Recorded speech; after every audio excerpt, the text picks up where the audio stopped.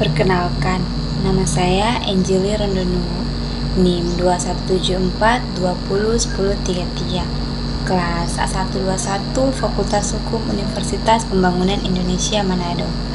Saat ini saya akan menjelaskan tentang proses perumusan dan mulai berlakunya suatu perjanjian internasional. Keterkaitan hukum perjanjian internasional dan hukum internasional dimulai ketika kita mempelajari sumber-sumber hukum internasional. Menurut pasal 38 ayat 1 Statuta Mahkamah Internasional, hukum internasional adalah salah satu sumber yang paling primer dan secara umum digunakan, ialah hukum perjanjian internasional. Sumber hukum lainnya selain perjanjian internasional yang tercantum pada pasal 38 ayat 1 Statuta Mahkamah Internasional adalah kebiasaan internasional, prinsip hukum internasional yang berlaku, jurisprudensi dan doktrin atau pendapat ahli. Dari kelima sumber tersebut, perjanjian internasional menjadi sumber hukum yang pertama dan utama yang dipertimbangkan dalam menyelesaikan suatu permasalahan internasional. Apabila penyelesaiannya tidak ditemukan dalam permasalahan internasional, dalam perjanjian internasional atau tidak mendapat perjanjian internasional terkait permasalahan itu, barulah beralih pada sumber-sumber hukum lainnya. Kedudukan atau peranan perjanjian internasional sangat penting pada dewasa ini, karena ada beberapa alasan yang mendasarinya, antara lain bahwa perjanjian internasional lebih menjamin kepastian hukum.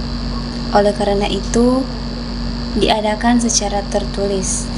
Kemudian perjanjian internasional juga mengatur masalah-masalah yang bersama pentingnya dalam hubungan subjek hukum internasional.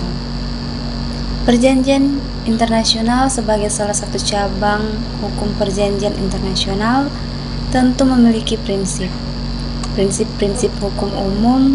Sebagai salah satu sumber utama hukum internasional adalah asas-asas hukum yang mendasari beberapa prinsip hukum umum yang mendasari sistem hukum positif yang sudah melembaga. Ketentuan Konvensi Wina mengakui beberapa prinsip hukum umum yang tentunya terkait dengan perjanjian internasional, yaitu yang pertama, prinsip Pacta sunt servanda. Setiap perjanjian internasional berlaku mengikat terhadap pihak-pihak pada perjanjian dan harus dilaksanakan dengan itikat baik. Kedua, prinsip free consent. Setiap pihak mempunyai kebebasan untuk melakukan kesepakatan dengan pihak manapun. Ketiga, prinsip non-retroaktif. Konvensi hanya berlaku terhadap perjanjian yang tertutup sesudah berlakunya konvensi. Keempat, prinsip Pacta tertiis. Ne sun ne prosun. Perjanjian hanya berlaku pada pihak yang membuat perjanjian. Kelima, prinsip rebus sic stantibus atau fundamental chains of circumstance. Perjanjian internasional akan batal apabila pada perubahan yang mendasar apa yang menjadi objek perjanjian. Di Indonesia sendiri, hukum yang memuat perjanjian internasional termasuk dalam Undang-Undang Nomor 24 Tahun 2000 tentang Perjanjian Internasional.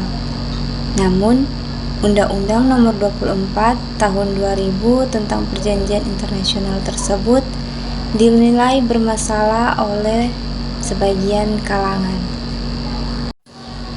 Sekian dari penjelasan singkat saya, diucapkan terima kasih.